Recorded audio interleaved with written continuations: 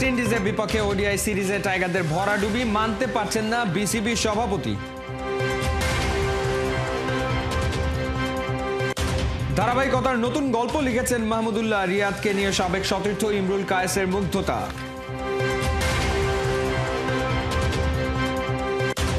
FIFA ranking এর 7 ধাপ এগিয়েছে বাংলার মেয়েরা, বর্তমানে 132তম স্থানে সাবিনারা।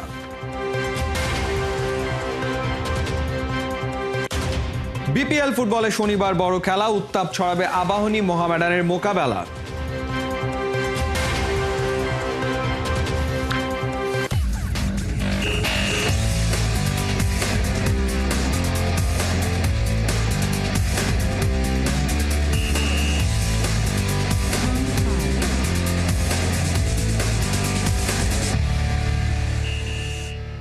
স্বাগত খেলা যোগে, আপনাদের সাথে আছি আমি ফাহিম রহমান। বোর্ড প্রেসিডেন্ট ফারুক আহমেদ এমন পারফরমেন্স একদমই মানতে পারছেন না। বোলারদের নিয়ে চরম হতাশ, ফিল্ডিং নিয়েও সন্তুষ্ট না বোর্ড প্রেসিডেন্ট। তবে ফারুক মনে করছেন এই ধরনের উইকেটে নতুন শিক্ষা নিতে পেরেছে টাইগাররা। ওয়েস্ট ইন্ডিজের সেন্ট কিটস থেকে নাইয়ান বিন জসিমের পাঠানো রিপোর্ট।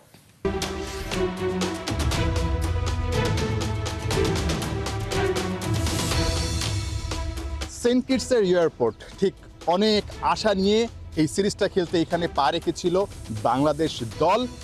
এই সিরিজটার আগে টানা 11টা ম্যাচে ওয়েস্ট ইন্ডিজকে টাইগাররা হারিয়েছিল। সুতরাং এই সিরিজটা জিতে হ্যাটট্রিক ওয়ানডে সিরিজ জেতার একটা স্বপ্ন দেখেছিল ওয়েস্ট ইন্ডিজের মাটিতে টাইগাররা, কিন্তু সেটা হয়নি। হতাশা নিয়ে এই এয়ারপোর্ট দিয়ে কিছুক্ষণ আগে টাইগাররা চলে গেছে সেন্ট ভিনসেন্টে। একই এয়ারপোর্ট দিয়ে বোর্ড প্রেসিডেন্ট ফারুক আহমেদও আসলে এক বুক হতাশা নিয়ে তিনি ফিরে গেছেন। তবে তার গন্তব্য সেন্ট ভিনসেন্ট না, তিনি চলে গেছেন আসলে দেশের পথে। বাংলাদেশ থেকে এসেছিলেন 2টা ওয়ানডে দেখবেন, শেষ পর্যন্ত 3টা ওয়ানডে দেখেছেন, কিন্তু ফিরে গেছেন এক বুক হতাশা নিয়ে।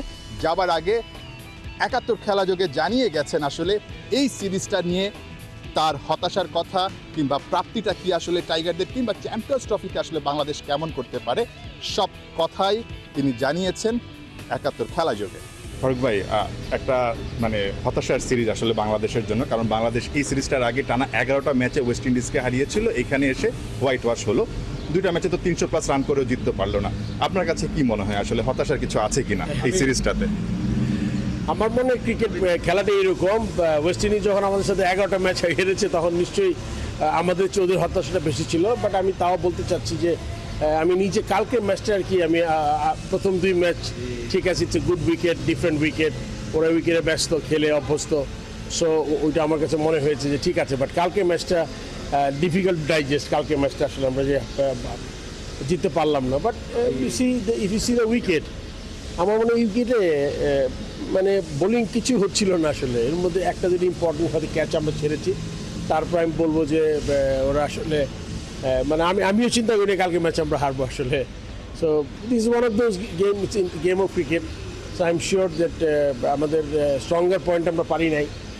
যদি আমরা ওয়েস্ট ইন্ডিজে খেলছি, বুঝতে হবে যে আমরা 2 ম্যাচগুলোতে ম্যাক্সিমাম আমরা ঢাকাতে খেলেছি, অন্য কোথাও খেলেছি। তো দেখা যাক, T20 সিরিজ আছে, যদিও আমাদের স্ট্রঙ্গার না, but you never know that if you play well we might do better. But আমার মনে হয় ম্যাচ হারাতে হতাশ, বাট আমরা যে একটু আগে উল্লেখ করেছি অলমোস্ট 320 আর 295 আমরা কিন্তু খুব রেগুলার বেসিসে করি না। এটা কিন্তু একটা ভালো উইকেটে যদি আমরা রেগুলার খেলি, আমাদের মনে এই স্ট্রেংথটাও আসবে যে আমরা রেগুলার বেসিসে 350 পোস্ট করতে পারবো, which will be good for the team. And এইটা কিন্তু এই পজিটিভটা নিজের থেকে নিয়ে যাবে আর কি, এই পজিটিভটুকু। ফারুক ভাই, ম্যাচের পরে আসলে ক্রিকেটারদের সঙ্গে আলাদা করে কথা হয়েছিল কিনা আপনার? এবং যেহেতু সামনেই চ্যাম্পিয়ন্স ট্রফি, তার আগে প্রিপারেশনটা কেমন হলো? আর তো আসলে ওয়ানডে ম্যাচ নাই আমাদের খেলা। আমাদের এই প্রিপারেশনটা আর ওয়ানডে নাই, কিন্তু আমাদের বলবো যেটা হারাটা বাদ দিলে ব্যাটসম্যানরা আই এম শিওর ব্যাটিং অর্ডারটা, যদি আমাদের 3-4টা ইম্পর্টেন্ট প্লেয়ার নাই, তারা ফিল্ডে কীরকম কম্বিনেশন হবে। এরপর আমাদের বিপিএল আছে, তো আমার মনে হয় যে ম্যাচ প্র্যাকটিস না হলে আমাদের প্ল্যানিংটা বেটার হবে আর কি। কারণ আমরা বিপিএলের সুযোগটা পাবো। বিপিএলের সময় আমাদের যে কোচ আছে, সে হয়তো বিপিএলের লাস্ট লেগের ম্যাচগুলো দেখবে, এরকম কথা হয়েছে আমার সাথে। Dhaka face and then final হয়ে তারপর হয়তো আমরা প্ল্যান করবো আর কি। Nahiyan bin Jasim, 71, Saint Kitts, West Indies.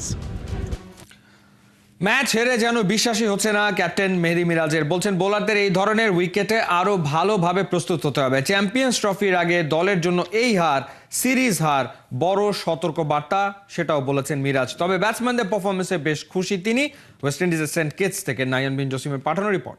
320 run করে হেরে যাবো, এটা আসলে অবশ্যই অনেক ডিসঅ্যাপয়েন্টেড। আমি বিশ্বাস করিনি যে এই ম্যাচটা হারবো। আমির জঙ্গর ছক্কা মেরে সেঞ্চুরি হাঁকা, ডেবুটেন্টের কাছে টাইগারদের ম্যাচটাই হেরে বসা। 321 রান করেও এমন পরাজয় বিসিবি প্রেসিডেন্ট যেন কিছুতেই মানতে পারছিলেন না। চোখে মুখে স্পষ্ট রাজ্যের হতাশা।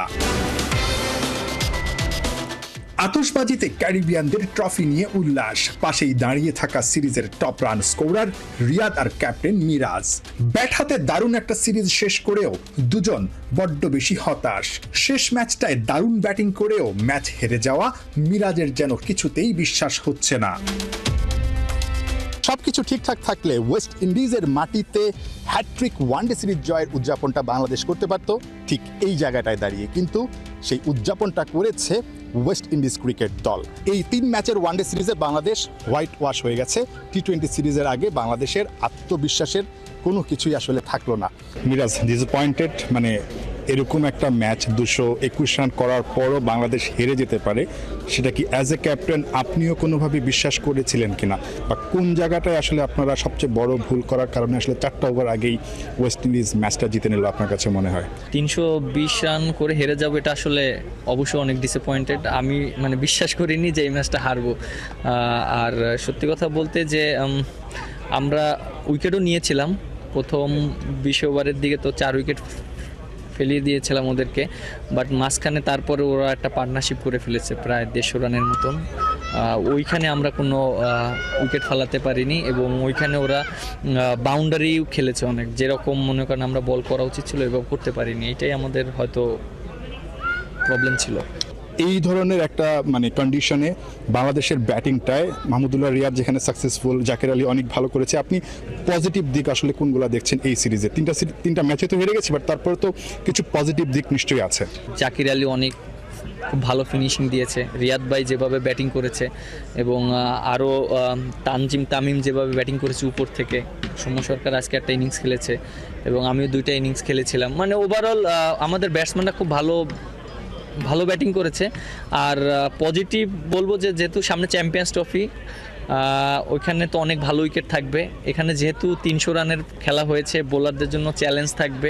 বোলাররা আরও কাজ করতে পারবে যে কোন জায়গায় আমাদের ইমপ্রুভ করতে হবে, যে আমরা 300 রান করে হেরে গিয়েছি, আমরা ডিপেন্ড করতে পারিনি। সো ওইভাবে আমরা মেন্টালিটি আগাতে পারবো এবং আমাদের ল্যাকিংসগুলো নিয়ে কাজ করতে পারবো। ম্যাচ শেষে মেহেদী হাসান মিরাজ মাহমুদুল্লাহ রিয়াদের সঙ্গে লম্বা আলাপচারিতায় একটা লম্বা কনভারসেশন ছিল। নিঃসন্দেহে সিনিয়র ক্রিকেটার হিসেবে এই সিরিজটাতে বাংলাদেশ কোথায় কোথায় ভুল করেছে সেটা হয়তোবা জানার ছিল ক্যাপ্টেন মেহেদী হাসান মিরাজের। এই বছরটায় 6টা ওয়ানডে খেলে বাংলাদেশ 5টাতেই হেরেছে, মাত্র 1টা জিতেছে। এই আত্মবিশ্বাস নিয়ে চ্যাম্পিয়ন্স ট্রফিতে ভালো করতে হলে বাংলাদেশকে নিঃসন্দেহে ইউটার্ন নিয়ে আসলে ঘুরে দাঁড়াতে হবে। চ্যাম্পিয়ন্স ট্রফি নিয়ে আসলে ক্যাপ্টেন মেহেদী হাসান মিরাজের ভাবনাটা কি? আশা করি যে টিমের ভিতরে অনেক প্লেয়ার ইনজুরি ছিল, ইনজুরির জন্য হয়তো আফগানিস্তান সিরিজও খেলতে পারেনি, এই সিরিজও খেলতে পারেনি।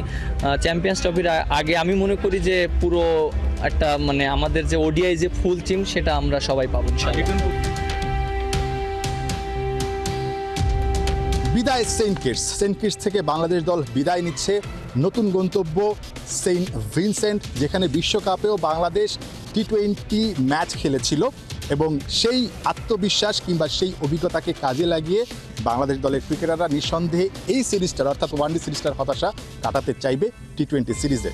কিন্তু ওয়েস্ট ইন্ডিজের পাওয়ার হিটিংয়ের কাছে বাংলাদেশ কি আসলে দাঁড়াতে পারবে, সেই প্রশ্নটা কিন্তু আসলে থেকেই যাচ্ছে। Nahiyan bin Jasim, 71, Warner Park, Saint Kitts, West Indies. কথায় আছে পুরান চাল ভাতে বাড়ে, ঠিক তেমনি বয়সের সাথে সাথে যেন আরো ধার বাড়ছে মাহমুদুল্লাহ রিয়াদের। এক সময়ের সতীর্থ ইমরুল কায়েস রিয়াদের ধারাবাহিকতা দেখে মুগ্ধ। বলছেন দেশকে আরো অনেক কিছু দেয়ার আছে সাইলেন্ট কিলারের। ক্যারিবিয়ানে ওয়ানডে সিরিজ হারায় বড্ড অখুশি ইমরুল, খুঁজে পেয়েছেন টানা হারের বড় কারণ। সিলেট থেকে সেটা জানাচ্ছেন সাইফুল রূপক। ওটা বলবো, আমি ভুলি নাই ওটা বলবো ইনশাল্লাহ। ওটা আপনারা সময় মতো ইনশাল্লাহ পাবেন, তখন গরম খবর। গরম খবরটা দেওয়ার সময় কি এখনো হয়নি মাহমুদুল্লাহ রিয়াদের? সাইলেন্ট কিলারকে যারা বঞ্চিত করেছিল হয়তো তারাই এখন মুখ লুকানোর জায়গা খুঁজছে, কারণ ওডিআই ক্রিকেটে মাহমুদুল্লাহর ব্যাটটা দারুণ কথা বলছে। উইলো চালিয়ে প্রতিবাদ জবাব চলমান আছে। 2023-এর মার্চ থেকে সেপ্টেম্বর হাথুরু সিং এসেই রিয়াদকে 6 মাসের বিশ্রামে পাঠিয়ে দেয়। দায় কি এড়াতে পারবে সে সময়ের বোর্ড সভাপতি সহ অন্যান্য পরিচালকরা? এত ক্ষমতা হাথুরুকে কেন দিয়েছিল বিসিবির আগের কমিটি? সেই রিয়াদকেই ওয়ানডে বিশ্বকাপে ফেরাতে বাধ্য হয় বাংলাদেশ ক্রিকেট বোর্ড। ভারতের ওয়ার্ল্ড কাপে টাইগারদের পক্ষে সবচেয়ে বেশি রান করে তখনই জবাবটা দিয়েছেন দেশের সবচেয়ে অভিজ্ঞ এই ক্রিকেটার। বছর ঘুরেছে যেন রিয়াদের ধার আরও বেড়েছে। ক্যারিবিয়ানে 3 ওয়ানডেতেই মাহমুদুল্লাহ শো চলেছে। 39 বছর বয়সী রিয়াদের ফিটনেস, ফর্ম, টাইমিং সব ইমরুল কায়েসকে মুগ্ধ করেছে। যে সিচুয়েশনে যেভাবে খেলার দরকার দলের জন্য ওইভাবে খেলে যাচ্ছে। মানে খুবই ভালো ব্যাটিং করছে আলহামদুলিল্লাহ। উনি 4টা পর আপনারা দেখলেন যে 50 করেছে, একটা অলমোস্ট 100 করতে মানে 98 আউট হয়ে নট আউট ছিল। আমার মনে হয় যে এটা মানে আমরা যেভাবে রিয়াদ ভাইয়ের কাছ থেকে এক্সপেক্ট করি ওইভাবে রিয়াদ ভাই এখন ডেলিভার করতেছে। শুধু রানটা না তো, ওই যে সিচুয়েশনে শেষ দিকে ফিনিশিং করা, গিয়েই আসলে মারতে হয়, অনেক সময় কলাপস করলে সেটাকে আসলে রিকভারি করতে হয়। এই যে নানা রকমের আসলে অ্যাক্টিভিটিস তিনি করেন, এগুলো তো আসলে এরকম বয়সে এসেও এগুলো তো আসলে দারুণ একটা মেসেজ বাংলাদেশের ক্রিকেটে নিশ্চয়ই। না, অফকোর্স আমি মনে করি যারা ইয়াং আপকামিং প্লেয়ার আছে তারা রিয়াদ ভাইয়ের ব্যাটিং দেখে অনেক কিছু শেখার আছে, কারণ এক্সপিরিয়েন্স যে কতটুকু কাজে দেয় সেটা রিয়াদ ভাই আমার মনে হয় দেখাচ্ছে ভালোভাবে। আর রিয়াদ ভাইয়ের এখনও অনেক কিছু ক্রিকেটে দেওয়ার আছে আমি মনে করি স্টিল, কারণ রিয়াদ ভাইয়ের যে এক্সপিরিয়েন্স, ওনার ব্যাটিংয়ের যে স্কিল, যে টেম্পারমেন্ট, এটা আমার অসাধারণ।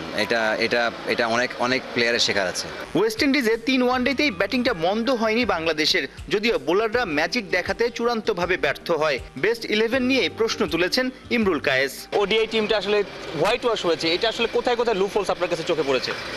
দেখুন, আমার মনে হয়েছে যে ফার্স্টের 2টা ওয়ানডেতে আমরা নাসুমকে মিস করেছি, নাসুমের বোলিংটা, কারণ মানে ওয়েস্ট ইন্ডিয়ানরা সবসময় লেফট আর্ম স্পিনে খুব একটা ভালো খেলে না, এবং উইকেটটা বেশি ভালো ছিল আমার কাছে মনে হয়। 3টা ওডিআতে ভালো উইকেট ছিল। আমরা ফার্স্টের দিকে রান কম করেছিলাম ফার্স্ট 2টা ওয়ানডেতে, আরও রান বেশি হওয়া হচ্ছিল, কিন্তু কালকে যেভাবে 320 করে হেরে গেছে এটা আমাদের জন্য অবশ্যই একটা হতাশার বিষয়, কারণ 30 রানে 3 উইকেট ফেলে দেওয়ার পরে আসলে ওইখান থেকে আমরা ম্যাচ হেরে গেলাম, এটা আমাদের জন্য আসলে দুঃখজনক। লিটন কুমার দাসের জন্য কি করা উচিত আসলে? লিটনের মধ্যে খেলে যাচ্ছে, চেষ্টা করে যাচ্ছে, হবে আস্তে আস্তে, সমস্যা নেই। আপনার লুপহোলস চোখে পড়েছে, তার কেন রান পাচ্ছে না, কোথায় সমস্যা, এটা কি রেস্ট দরকার? এটা ব্যাটিং কোচ দেখবে। সাইফুল রূপক, 71, সিলেট। সাকিব আল হাসানের বোলিং অ্যাকশনের ত্রুটি নিষিদ্ধ করল ইসিবি। বোলিং অ্যাকশনের পরীক্ষায় উত্তরানোর আগ পর্যন্ত ইংল্যান্ড ও ওয়েলস ক্রিকেট বোর্ডের কোনো প্রতিযোগিতায় বোলিং করতে পারবেন না এই অভিজ্ঞ অলরাউন্ডার। প্রায় 20 বছরের ক্যারিয়ারে এই প্রথম বোলিংয়ে নিষেধাজ্ঞার মুখোমুখি হলেন সাকিব। ইসিবি শুক্রবার এক বিবৃতিতে বাংলাদেশের সাবেক অধিনায়কের বোলিং নিষিদ্ধ করার কথা জানায়। লাফবোরো বিশ্ববিদ্যালয়ে বোলিং অ্যাকশনের পরীক্ষা দেওয়ার পর ত্রুটি ধরা পড়ায় বাংলাদেশের অলরাউন্ডারকে নিষিদ্ধ করল England and Wales Cricket Board. FIFA র্যাঙ্কিংয়ে 7 ধাপ এগিয়েছে বাংলাদেশ নারী ফুটবল দল। টানা দ্বিতীয়বার সাফের শিরোপা জেতায় র্যাঙ্কিংয়ে সাবিনা খাতুনদের উন্নতি। বর্তমানে 132তম স্থানে রয়েছে বাংলাদেশ নারী দল। গত 30 অক্টোবর ফাইনালে স্বাগতিক নেপালকে হারিয়ে নারীদের সাফ চ্যাম্পিয়নশিপের মুকুট ধরে রাখে বাংলার মেয়েরা। দক্ষিণ এশিয়ার দলগুলোর মধ্যে সবার উপরে রয়েছে ভারত, 69 নম্বরে আছে দলটি। 103 নম্বরে আছে নেপাল নারী ফুটবল দল। নারীদের ফিফা র্যাঙ্কিংয়ের শীর্ষে যুক্তরাষ্ট্র, 2 নম্বর স্থানে স্পেন ও জার্মানি।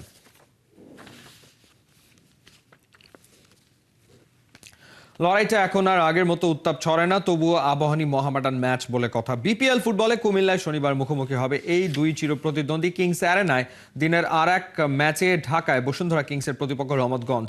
বিদেশি ছাড়া খেলেই লিগ আর ফেড কাপে গেল 3 ম্যাচেই জয় পেয়েছে ঢাকা আবাহনী। সামনে জয়ের ধারায় থাকার চ্যালেঞ্জ প্রতিপক্ষ মোহামেডান বিদেশি সহ পূর্ণশক্তির দল। লিগের 2 ম্যাচে জয় পেলেও সবশেষ ফেডারেশন কাপে হেরেছে রহমতগঞ্জের সাথে। এতেই আত্মবিশ্বাসেও খানিকটা চির ধরেছে সাদা কালোদের।